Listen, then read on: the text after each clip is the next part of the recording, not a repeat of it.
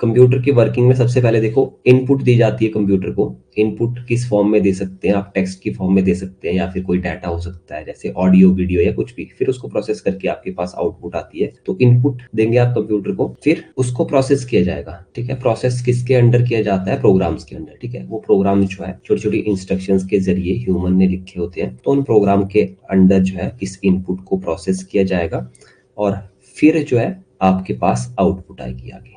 तो इनपुट यहां से गई, डाटा इनपुट में जाएगा। अब इनपुट जो जाती है वो कहां पे जाती है, रैम के अंदर। रैम क्या होता है, रैंडम एक्सेस मेमोरी। जब भी आपने कोई टास्क परफॉर्म करना है तो डाटा को आपको रैम में लेके आना पड़ेगा, अदरवाइज आप ऐसे कोई टास्क परफॉर्म नहीं कर सकते। कोई भी टास्क, कोई भी आपने प्रोग्राम ओपन करना है तो सबसे पहले उसको रैम में लेके आना है। ऐसे ये प्रोग्राम कहाँ पे रहते हैं, ऐसे ये प्रोग्राम सेकेंडरी स्टोरेज में रहते हैं। सेकेंडरी स्टोरेज परमानेंट स्टोरेज रहता है, जिसको अगर आप इनपुट ना भी दो ना, पावर इनपुट, तब भी इसके अंदर प्रोग्राम जो आपके सेफ रहेंगे, वो डिलीट नहीं होते हैं। तो इसलिए इसको जो है वो क्या कहा जाता है, नॉन वॉलेटाइल मेमोरी। ठीक है, रैम होती है वॉलेटाइल, वॉलेटाइल यानी कि चेंजेबल।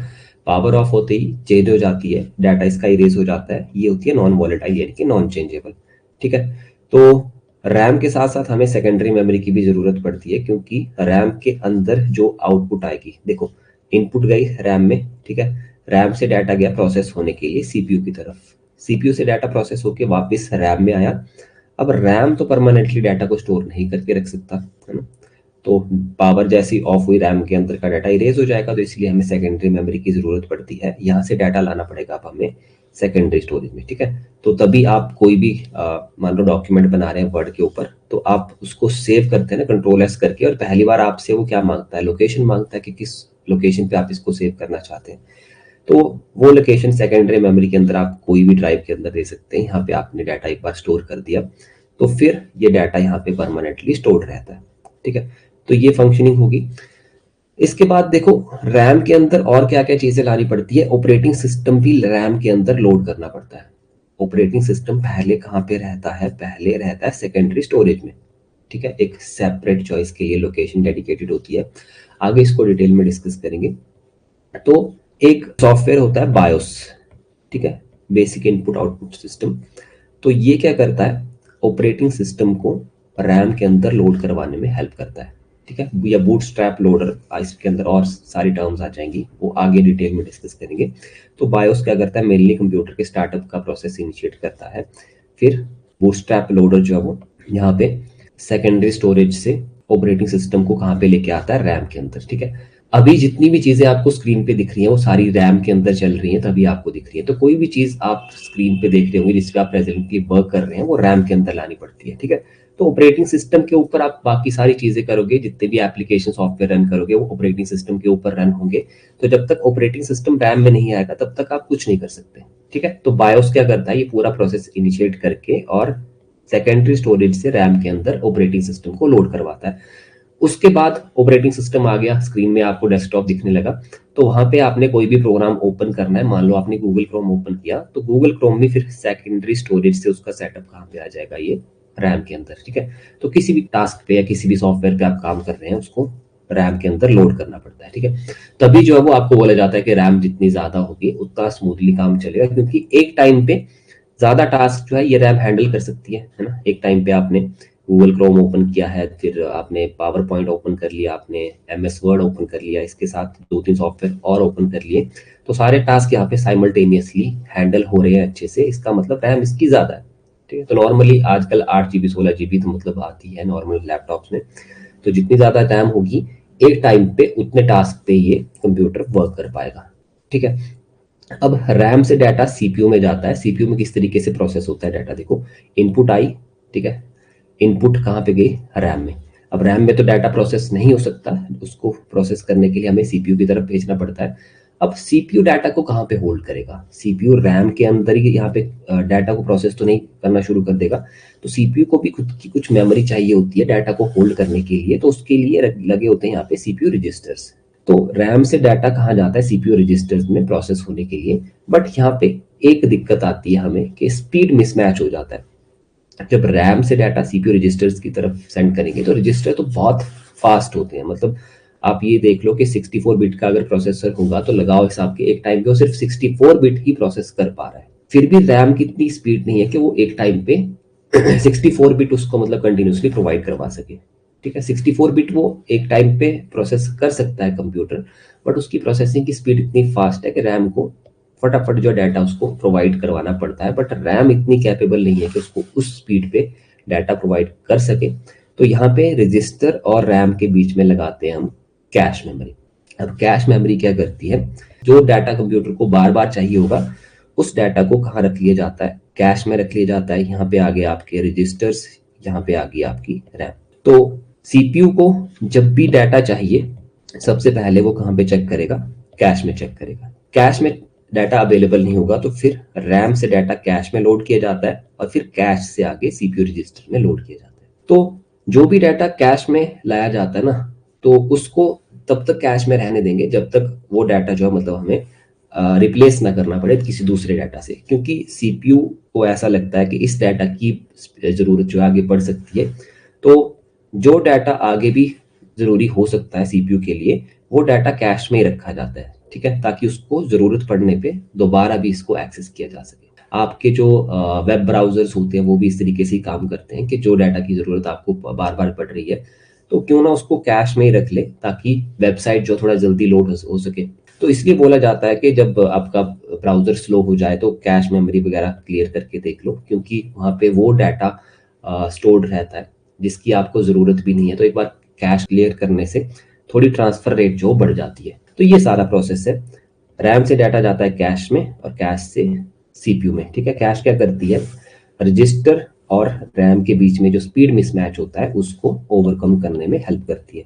तो रैम और रजिस्टर्स के बीच में क्या आ गई, कैश मेमोरी। अब रजिस्टर सीपीयू की खुद की मेमोरी होती है। जब सीपीयू किसी डाटा को प्रोसेस कर रहा होता है तो उस टाइम पे डाटा कहाँ पे रहता है, रजिस्टर्स में रहता है। अब डाटा सीपीयू ने प्रोसेस कर दिया, प्रोसेस होने के बाद डाटा कैश में गया और कैश से फिर वापस कहाँ गया, रैम के अंदर। अब रैम के अंदर डाटा वो है जो आपको सामने दिख रहा है। अब इस डाटा को अगर आप सेव कर लेंगे तो वो चला जाएगा सेकेंडरी स्टोरेज में। तो इस तरह का पूरा सारा प्रोसेस है। अब सीपीयू के अंदर कुछ कंपोनेंट लगे होते हैं, कंट्रोल यूनिट और अरिथमेटिक लॉजिक यूनिट।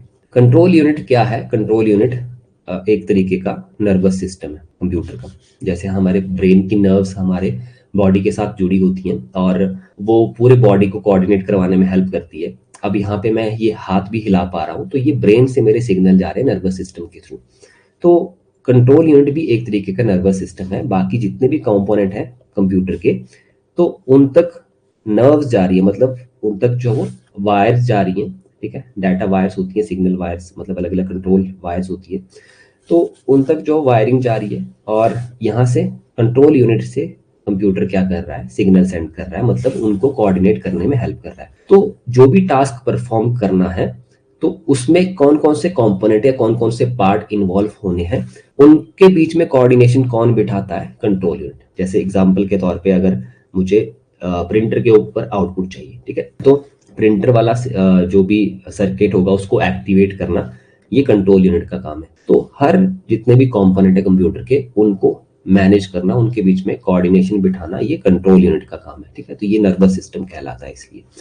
और सीपीयू जो है, सीपीयू कंप्यूटर का ब्रेन कहलाता है, यही सारे काम करता है ना, इसी में सारी प्रोसेसिंग होती है। और एक और यूनिट लगी होती है सीपीयू में जिसको बोलते हैं arithmetic logic unit. Arithmetic logic unit दो पार्ट से मिलकर बनती है, एक अरिथमेटिक और एक लॉजिकल यूनिट। अरिथमेटिक यूनिट क्या करती है, अरिथमेटिक ऑपरेशन जितने भी होंगे, एडिशन, सब्ट्रैक्शन, मल्टीप्लिकेशन, डिवीजन, ये सारी अरिथमेटिक यूनिट देखती है।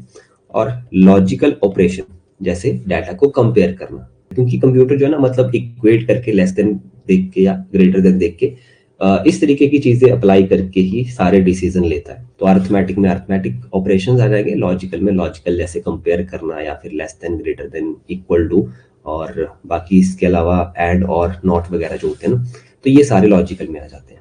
ठीक है, तो ये सारे कंपोनेंट हमने यहाँ पे समझ लिए। अब सीपीयू से जो भी प्रोसेस होकर डाटा आया रैम में, और रैम के बाद आगे आउटपुट डिवाइस की तरफ। तो आउटपुट डिवाइस आगे स्पीकर हो गया आपके, या फिर मॉनिटर हो गया, या इसके अलावा प्रिंटर हो गया, ये सारे आउटपुट डिवाइस आगे। इस तरीके से कंप्यूटर आपका फंक्शन करता है। बाकी फीचर्स आपको पता ही है, स्पीड कंप्यूटर की फास्ट होती है, स्टोरेज हमारे पास रहता है यहाँ पे, एक्यूरेसी, ऑटोमेशन, कनेक्टिविटी, मल्टीटास्किंग कर सकते हैं, डिलीजेंस होती है, रिलायबिलिटी और वर्सेटाइलिटी। अब कंप्यूटर को किस तरीके से क्लासिफाई किया गया है, अलग अलग टाइप के कंप्यूटर आते हैं, वर्क के आधार पे हमने अलग उसमें जो डिवाइड किया कंप्यूटर्स को, और पर्पस के आधार पे। देखो साइज के आधार पे माइक्रो कंप्यूटर सबसे छोटे, फिर उससे बड़े मिनी कंप्यूटर्स आते हैं, फिर मेन कंप्यूटर आते हैं और सबसे बड़े सुपर कंप्यूटर आते हैं, सबसे फास्ट। फिर वर्क के आधार पे एनालॉग कंप्यूटर्स आगे, गाड़ी वगैरह में जो लगे होते हैं, डिजिटल कंप्यूटर आगे, और हाइब्रिड कंप्यूटर आगे, दोनों का मिला जुला। फिर जनरल पर्पस कंप्यूटर होते हैं और स्पेशल पर्पस कंप्यूटर, जो कि सिर्फ उसी टास्क में काम करेंगे जहां के लिए उनको बनाया गया है। ठीक है, तो साइज के आधार पे माइक्रो कंप्यूटर जो कि सबसे छोटे होते हैं, इसमें आपके हैंड हेल्ड भी आ जाएंगे, जैसे मोबाइल फोन आ गया, लैपटॉप आ गए, पाम टॉप आ गए, टैबलेट्स आ गए। ठीक है, इसके अलावा डेस्कटॉप आ गया, ये सारे माइक्रो कंप्यूटर की कैटेगरी में आते हैं। साइज सबसे छोटा होता है और स्पीड जो होती है इनकी बाकी कंप्यूटर के मुकाबले सबसे कम होती है, कॉस्ट भी सबसे कम होती है। तो डेस्कटॉप, पीसीस, नोटबुक, लैपटॉप, ये आगे। सबसे पहला जो प्रोटोटाइप बनाया था लैपटॉप का वो एलन के ने बनाया था 1968 में, ये याद रखने लायक है। फिर पहला लैपटॉप जो कि बेचा गया वो था ऑसबॉर्न 1, जिसको एडम ऑसबॉर्न ने क्रिएट किया 1981 में। फिर एप्सन ने HX20 बनाया, जो कि दुनिया का पहला प्रोडक्शन लैपटॉप कंप्यूटर बना, जिसको मतलब के जिस मास प्रोडक्शन की गई जिसकी। ठीक है, ये ऑसबॉर्न भी मतलब इतनी इसकी प्रोडक्शन नहीं हुई, ये नॉर्मली मतलब एक दो वो यूनिट्स बनाई होंगी, वो सेल कर दी। एलन के ने सिर्फ इसका प्रोटोटाइप बनाया था 1968 में। ऑसबॉर्न 1 एक्चुअल में प्रैक्टिकल में कंप्यूटर बना और आगे कंज्यूमर तक पहुंचाया गया। एप्सन की मास प्रोडक्शन की गई। ठीक है, दुनिया का पहला मास प्रोड्यूस्ड लैपटॉप एप्सन का HX20। यूकियो योकोजावा मतलब इन्होंने ये डेवलप किया था। तो बाकी कंपनी के बारे में इंफॉर्मेशन है, कुछ ऐसा इंपॉर्टेंट नहीं है। फिर हैंड हेल्ड या पाम टॉप्स जिसको बोलते हैं, मोबाइल फोन, पीडी भी बोलते हैं इसको, पर्सनल डिजिटल असिस्टेंट, तो ये भी माइक्रो की कैटेगरी में आ जाएंगे। टैबलेट हो गए, स्मार्टफोन आगे, ये सारे माइक्रो की कैटेगरी में आ जाएंगे। अब इसके बाद मिनी कंप्यूटर आते हैं जो साइज में थोड़े से बड़े रहेंगे और थोड़ा सा इनकी स्पीड भी ज्यादा रहेगी, बट ये जो है मतलब स्पेसिफिकली कोई बड़ी फर्म हो गई, जैसे हाइड्रो इलेक्ट्रिक प्रोजेक्ट है कोई, वहां पे लगा दिया, या फिर पेरोल प्रोसेसिंग में लगा दिया, कहीं बैंक वगैरह में लगा दिया इनको, तो मिनी कंप्यूटर वहां पे यूज किए जाते हैं। ठीक है, तो इनकी स्पीड ज़्यादा होती है और जनरली जो है मल्टी यूज़र रहते हैं, यानी कि एक सिस्टम के ऊपर ज़्यादा लोग जो काम कर सकते हैं। Martin Cooper, right, Martin Cooper ने जो इन्वेंट किया था पहला मोबाइल फोन। तो they are used for real time applications in industries, research centres. तो बड़ी बड़ी इंडस्ट्रीज होगी या कोई प्रोडक्शन सेंटर है, कोई मैन्युफैक्चरिंग कंपनी है, तो वहाँ पे सारी मशीन्स को मॉनिटर करने के लिए एक इनका जो मतलब सेंटर होगा ना, मेन कंप्यूटर सेंटर, जहाँ पे से मतलब ये सारी चीज़ें ऑपरेट करते हैं। तो वहाँ पे इस तरीके से कंप्यूटर्स लगे होते हैं, एक कंप्यूटर के ऊपर मल्टीपल लोग भी काम कर सकते हैं। ये कंप्यूटर में आगे इन्होंने डम टर्मिनल लगा दिए, बाकी कंप्यूटर एक ही होता है। ठीक है, जिसके आगे इन्होंने डेस्कटॉप वगैरह डम टर्मिनल लगा के और इसको एक्सेस करते हैं। तो ये उस मैन्युफैक्चरिंग कंपनी में जितनी भी मशीनें लगी होंगी उनको रियल टाइम में ही मॉनिटर करती है। तो रियल टाइम में एक तो वर्क करती है, मल्टी यूजर भी होता है। ठीक है, real time application like industries, research centre हो गया, या फिर हाइड्रो इलेक्ट्रिक प्रोजेक्ट वगैरह हो गए। तो इस तरह के एप्लीकेशन में मिनी कंप्यूटर का ज्यादातर इस्तेमाल होता है। तो माइक्रो से थोड़े से साइज में बड़े होते हैं, महंगे भी होते हैं। PDP 11 हो गया IBM का 8000 सीरीज, ये इसके एग्जाम्पल आ गए। PDP 1 जो था दुनिया का पहला मिनी कंप्यूटर था, जिसको 1960 में DEC यानी कि डिजिटल इक्विपमेंट कॉर्पोरेशन इन्होंने डेवलप किया था। तो ये मिनी कंप्यूटर आ गए। अब इसके बाद आते हैं main frame computer. Main frame computer इससे भी बड़े होंगे साइज में मिनी कंप्यूटर से, और इनको यूज किया जाता है एक सेंट्रलाइज्ड डेटाबेसिस के तौर पे। ठीक है, जैसे अमेजॉन कंपनी होगी तो उसका कहीं पे डेटाबेस होगा, मान लो US में उनका एक डेटाबेस है, तो वहां पे इसको लगा दिया। इंडिया में जो इनका डेटाबेस सेंटर है वहां पे लगा दिया। तो main frame computer generally multi user रहते हैं, मल्टी प्रोग्रामिंग रहते हैं और हाई परफॉर्मेंस इनकी रहती है। इसमें क्या होता है कि मल्टीपल कंप्यूटर जो है ना यहाँ पे सीरीज में लगा दिए जाते हैं एक साथ। तो ये क्या करते हैं, मल्टीपल यूजर्स को एक टाइम पे सर्व कर सकते हैं। तो सेंट्रलाइज्ड डेटाबेस जहाँ पे चाहिए होगा हमें किसी बड़ी फर्म के लिए, तो वहां पे इनको जनरली यूज किया जाता है। मिनी कंप्यूटर्स की तरह मतलब मल्टीपल यूजर जब इस पे काम करेंगे तो डम टर्मिनल लगा सकते हैं आगे, या फिर इंटेलिजेंट टर्मिनल लगा सकते हैं। अब डम टर्मिनल और इंटेलिजेंट टर्मिनल मैंने आपको पहले भी बताया था। डम टर्मिनल क्या होता है, एक कंप्यूटर होगा, सेंट्रलाइज कंप्यूटर, जो किसी दूर लोकेशन पे रखा होगा। अब दूसरी लोकेशन पे 3-4 लोग इसको या ज्यादा लोग इसको एक्सेस कर सकते हैं। वो क्या करेंगे, आगे एक मॉनिटर लगा देंगे और एक कीबोर्ड लगा देंगे, जो सिर्फ इस मेन कंप्यूटर को इनपुट भेजेगा यहाँ से, या फिर आउटपुट लेगा। डाटा जो प्रोसेस होगा ये इस मेन कंप्यूटर में ही होगा, ठीक है। मेन फ्रेम कंप्यूटर में सारा डाटा प्रोसेस होगा। यूजर जो आगे बैठे हैं दूर कहीं, वो सिर्फ इसको एक्सेस करने का काम कर रहे हैं। वो यहाँ से या तो इनपुट भेज रहे हैं या फिर आउटपुट ले रहे हैं। डाटा इन डम टर्मिनल में प्रोसेस नहीं होता है। इंटेलिजेंट टर्मिनल क्या होते हैं, इंटेलिजेंट टर्मिनल में इनपुट आउटपुट भी आप यहीं से भेज रहे हैं और डाटा भी यहीं पे प्रोसेस हो रहा है, इसको बोलते हैं इंटेलिजेंट टर्मिनल। तो ये हमने पहले भी पढ़ा था। Intelligent terminal has the input output and can do processing but can not store data on its own, ठीक है। तो ये डिफरेंस होता है। डम टर्मिनल में इनपुट भेज रहे हैं आप और आउटपुट ले रहे हैं, और प्रोसेसिंग और स्टोरेज जो है वो सारा आपका मेन फ्रेम कंप्यूटर पे जा रहा है। इंटेलिजेंट टर्मिनल में इनपुट भी यहीं से हो रही है, आउटपुट भी यहीं से हो रही है, प्रोसेसिंग भी यहीं पे हो रही है, बट डाटा जो है कहीं दूर किसी डेटाबेस स्टोरेज में स्टोर हो रहा है, ठीक है। ये डम टर्मिनल इंटेलिजेंट टर्मिनल में डिफरेंस होता है। बाकी मेन फ्रेम कंप्यूटर हम समझ के, बड़े बड़े डाटाबेसेस जो बनाए जाते हैं गूगल के लिए, अमेजोन के लिए, फेसबुक के लिए, तो वहाँ पे इनको जो यूज कर लिया जाता है। तो CDC 6600, IBM ES000 या फिर ICL 39, ये इसके एग्जाम्पल आ गए। CDC 6600 मेरे ख्याल से हमने सुपर कंप्यूटर की कैटेगरी में लिया है या फिर उस कैटेगरी में लिया है, मेन फ्रेम की कैटेगरी में लिया है। यहाँ पे तो मतलब बुक के हिसाब से CDC 6600 को एक मेन फ्रेम कंप्यूटर कंसिडर किया है, तो उस हिसाब से फिर क्रेवन हमारा पहला सुपर कंप्यूटर बन जाता है दुनिया का। But most of the website ये बोल रही है कि ये भी एक सुपर कंप्यूटर था, तो फिर इसको वो कंसिडर कर सकते हैं। तो एग्जाम के हिसाब से देख लेना, अगर ये ऑप्शन में होगा तो इसको कंसिडर कर लेना। बट अगर इसको मेन फ्रेम कर रहे हैं तो फिर क्रेवन को आप कंसिडर कर लो कि वो पहला जो सुपर कंप्यूटर था दुनिया का, ठीक है। अब सुपर कंप्यूटर्स पे आ जाते हैं। सुपर कंप्यूटर में क्या होता है, मल्टीपल कंप्यूटर जो होंगे वो पैरेलली वर्क करते हैं किसी एक टास्क। यहाँ पे क्या था, मेन फ्रेम कंप्यूटर में मल्टीपल कंप्यूटर्स थे, बट एक टाइम पे वो एक टास्क पे वर्क नहीं कर रहे थे, मल्टीपल टास्क पे वर्क कर रहे थे, क्योंकि ये डाटाबेस को हैंडल कर रहे हैं। तो वर्ल्ड वाइड इनके पास हजारों लाखों रिक्वेस्ट आ रही होंगी यूजर की डाटा को एक्सेस करने की, ठीक है, क्योंकि ये सेंट्रलाइज डाटाबेस की तरह वर्क कर रहे हैं। तो ये एक टाइम पे मल्टीपल यूजर्स को हैंडल करने का काम करते हैं। बट सुपर कंप्यूटर ऐसा नहीं करते। यहाँ पे सारे जितने भी कंप्यूटर होंगे ये पैरेलली मतलब एक साथ मिलकर किसी एक टास्क पे वर्क करेंगे। जैसे स्पेस में कोई स्पेसशिप भेजनी है, तो उस स्पेसशिप में उस टाइम पे जितना कुछ भी चल रहा है ना, तो सारे कंप्यूटर एक ही टास्क को अलग अलग पार्ट में डिवाइड करके और सारे कंप्यूटर जो इसी पे वर्क करेंगे, ताकि एक एक्यूरेट डाटा मिल सके, रियल टाइम में सारी प्रोसेसिंग हो सके और रियल टाइम में आपको सारा डाटा जो है मिल सके। क्योंकि उस टाइम पे बहुत कुछ चल रहा होता है। जब आप एक स्पेसशिप सेंड करते हैं तो ट्रैजेक्टरी, उसकी स्पीड और उसकी लोकेशन और बहुत सारी कैलकुलेशन रियल टाइम में चल रही होती है। तो उसके ये मतलब स्पीड स्पेसिफिक टास्क होते हैं यहाँ पे, जो मतलब स्पीड मैटर करती है कि कितना जल्दी आप जो डाटा को प्रोसेस करके रियल टाइम में दे सकते हैं, ठीक है। रियल टाइम में देंगे तो रियल टाइम में आगे जो एक्शन लिया जा सकता है। तो इस तरीके से टास्क स्पेसिफिक या स्पीड स्पेसिफिक जो होते हैं, काम होते हैं, तो वहाँ पे सुपर कंप्यूटर यूज कर लिए जाते हैं। जैसे आपका मॉलिक्यूलर रिसर्च सेंटर हो गया, बायोलॉजिकल रिसर्च सेंटर हो गया, न्यूक्लियर रिसर्च सेंटर हो गया, या फिर एयरक्राफ्ट डिजाइनिंग में, वेदर फोरकास्टिंग में, या फिर इसरो वगैरह में, नासा वगैरह, इस तरीके के जो रिसर्च सेंटर्स होते हैं, यहाँ पे इनको जो है यूज कर लिया जाता है। और सुपर कंप्यूटर की स्पीड आपको पता ही है, फ्लॉप्स में मेजर की जाती है, फ्लोटिंग पॉइंट ऑपरेशंस पर सेकंड।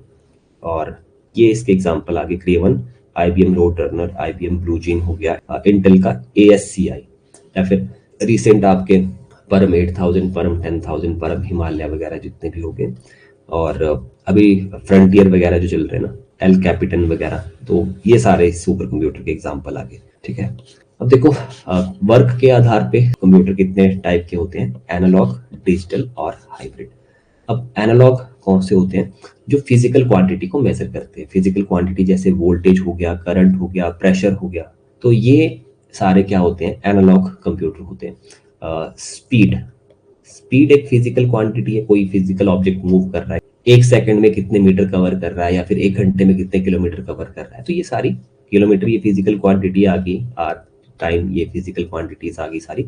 तो फिजिकल क्वांटिटीज को मेजर करने में जो मशीन हेल्प करती है उसको एनालॉग बोलते हैं। ठीक है, एनालॉग में जो हमारे पास आउटपुट चलती है वो इस तरीके से कंटिन्यूस चलती है। ठीक है, कंटिन्यूस मतलब जिस तरीके से आप एक गाड़ी चलाएंगे तो गाड़ी की स्पीड जो है ना टाइम के हिसाब से, यहाँ पे मान लो टाइम चल रहा है, यहाँ पे स्पीड ले रहे हैं आप ग्राफ पे, तो टाइम जैसे जैसे इंक्रीज करेगा तो गाड़ी की स्पीड धीरे धीरे इंक्रीज होगी, मतलब इस तरीके से कंटिन्यूसली राइज होगी। ऐसा नहीं होगा कि गाड़ी की स्पीड पहले 0 थी और फिर 20 पहुंच गई फिर 40 पहुंच गई। 0 से 0.123 इस तरीके से धीरे धीरे रेस होती हुई फिर 1 2 4 5 इस तरीके से बढ़ती बढ़ती कंटिन्यूसली बढ़ेगी ना। और जब डिक्रीज भी होगी तो मतलब कि पॉइंट्स में डिक्रीज होते होते और कंटिन्यूसली डिक्रीज होगी, है ना, ऐसे स्टेप्स में तो नहीं चलेगी।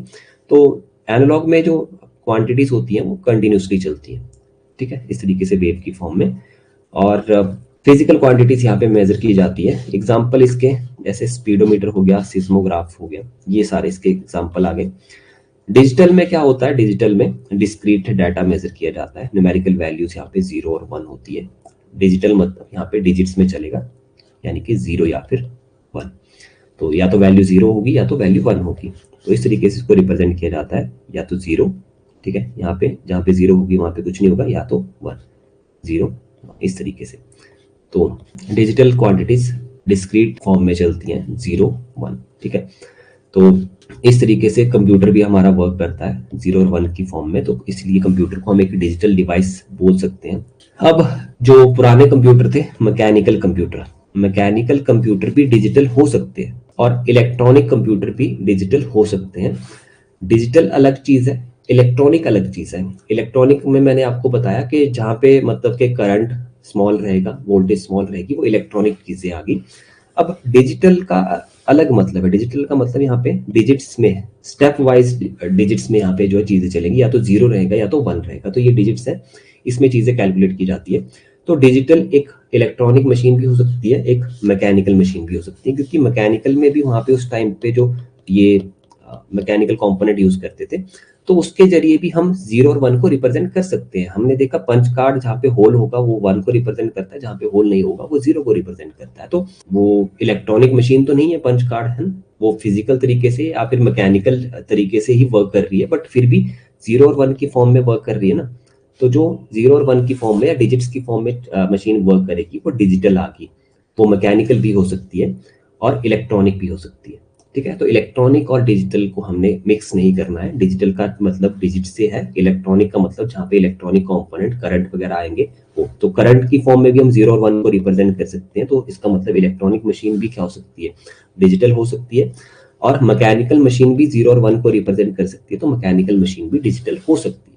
ठीक है, डिजिटल का मतलब हम क्या लेते हैं कि बोल दिया कि ये डिजिटल वॉच है जी हमारे पास, तो हम इलेक्ट्रॉनिक चीज को डिजिटल मान लेते हैं जनरली, बट डिजिटल का मतलब डिजिट से। अब मैकेनिकल चीज भी कोई ले आएंगे और वो 0 और 1 के स्टेप्स में अगर वर्क कर रही है ना, पंच कार्ड के फॉर्म में वर्क कर रही है, तो उसको भी हम डिजिटल बोल सकते हैं। तो ये आ गया डिजिटल। फिर हाइब्रिड, दोनों का मिला जुला रूप। हाइब्रिड में आपका ईसीजी इलेक्ट्रोकार्डियोग्राफी आ जाता है, डायलिसिस आ जाता है, जहाँ पे फिजिकल चीजें भी मेजर की जा रही हैं और उनको आगे डिजिटल फॉर्म में भी रिप्रेजेंट किया जा रहा है। जैसे ईसीजी में क्या होता है, फिजिकल चीजें क्या आप मेजर कर रहे हैं कि हार्ट रेट मेजर कर रहे हैं, हार्ट रेट एक फिजिकल क्वांटिटी आ गई, और उसको आगे मशीन जो होता है, आगे एक मॉनिटर जो होता है उसके ऊपर इस तरीके से डिजिटल फॉर्म में भी रिप्रेजेंट कर रहे हैं इस तरीके से ना। तो हाइब्रिड किसका मिक्सचर आ गया, एनालॉग और डिजिटल दोनों का मिक्सचर आ गया, जहाँ पे फिजिकल क्वांटिटी भी मेजर कर रहे हैं और आगे उसको मशीन की फॉर्म में या फिर डिजिटल फॉर्म में भी रिप्रेजेंट कर रहे हैं। जैसे डिजिटल मीटर आते हैं तो वहां पे स्पीड कैसे चलती है, 1 2 3 4 5 6 इस तरीके से इंक्रीज होती है, जबकि रियल टाइम में 1 2 डायरेक्ट तो नहीं पहुंच रहा होगा कि 1 से सीधा 2 पे पहुंच के 1 से 1.1 1.2 1.3 या इससे भी छोटे स्केल में इंक्रीज हो रहा होगा, है ना। बट डिजिटल मीटर क्या कैसे बताता है कि स्पीड 1 पहुंच गई, फिर 2 पहुंच गई, फिर 3 पहुंच गई। तो डिजिटल मीटर को भी आप क्या ले सकते हैं, हाइब्रिड की कैटेगरी में ले सकते हैं, क्योंकि स्पीड फिजिकल क्वांटिटी आ गई, अब उसको आगे रिप्रेजेंट करने के लिए वो क्या कर रहा है, डिजिटल फॉर्म में यूज कर। तो ये इसके एग्जाम्पल आगे। बाकी पर्पस के आधार पे हम जो मशीनों को अलग अलग उसमें डिवाइड कर सकते हैं। जनरल पर्पस जो कि नॉर्मली सब जगह एप्लीकेबल हो जाते हैं, जैसे लैपटॉप, डेस्कटॉप, स्मार्टफोन्स, टैबलेट आ गए, तो इनको अलग अलग जगह पे अप्लाई कर सकते हैं। डेस्कटॉप आपका म्यूजिक प्रोडक्शन में यूज हो सकता है, आपका वीडियो एडिट करने में यूज हो सकता है, या फिर इंटरनेट सर्फिंग में यूज हो सकता है। एक स्टूडेंट के लिए उसके अलग काम होंगे, या फिर हॉस्पिटल में उसके अलग काम होंगे, है ना। तो ये सारी चीज़ें जो है अलग अलग जगह पे काम आ सकती हैं। स्पेसिफिक पर्पस कंप्यूटर्स कौन से होते हैं, जैसे एटीएम है, तो एटीएम को आप जो क्लासरूम में नहीं लगा सकते कि एटीएम का यूज करके आप जो आगे पढ़ा रहे हैं, या फिर एटीएम से आगे जो मतलब बिल वगैरह काट रहे हैं। एटीएम का एक ही काम है कि कैश को या तो वो करना, रिसीव करना, या फिर कैश को जो आगे डिस्पेंस करना। तो कैलकुलेटर हो गए, ट्रैफिक लाइट होगी, तो ये सारे जो स्पेसिफिक टास्क के लिए बनी है मशीन्स और उसी जगह पे फिट होती है जिसके लिए बनाया गया है। ये मल्टीपल टास्क परफॉर्म नहीं कर सकती। बाकी इसकी एप्लीकेशंस वगैरह वो आपको पता ही है, अलग अलग जगह पे अप्लाई कर सकते हैं आप कंप्यूटर्स को। जैसे CAD हो गया, कंप्यूटर एडेड डिज़ाइन, या CAE कंप्यूटर एडेड इंजीनियरिंग हो गया। और आगे DTP में यूज़ कर लेते हैं कंप्यूटर्स को, डेस्कटॉप पब्लिशिंग में, ठीक है, जो मतलब आगे आप बैनर्स वगैरह बनाते हैं या फिर मैगजीन्स वगैरह बनाते हैं, न्यूज़पेपर वगैरह, तो वो सारा डेस्कटॉप पब्लिशिंग में आता है। वहाँ पे कंप्यूटर को यूज़ कर लेते हैं। हॉस्पिटल्स में कर सकते हैं, आर्मी पर्पज़ के लिए यूज़ कर सकते हैं, एजुकेशन पर्पज़ के लिए यूज़ कर सकते हैं, रिसर्च में यूज़ कर सकते हैं, ठीक है। बाकी एप्लीकेशंस आपको पता ही है, उसमें ज़्यादा डिटेल में नहीं, ठीक है। तो इस चैप्टर में इतना ही है। अब इसके बाद आगे हम जो है वो कंप्यूटर का आर्किटेक्चर पढ़ेंगे, जहाँ पे कैश मेमोरी हो गया, रजिस्टर्स हो गए, या फिर और कंपोनेंट किस तरीके से वर्क करते हैं, सारा डिटेल में समझेंगे।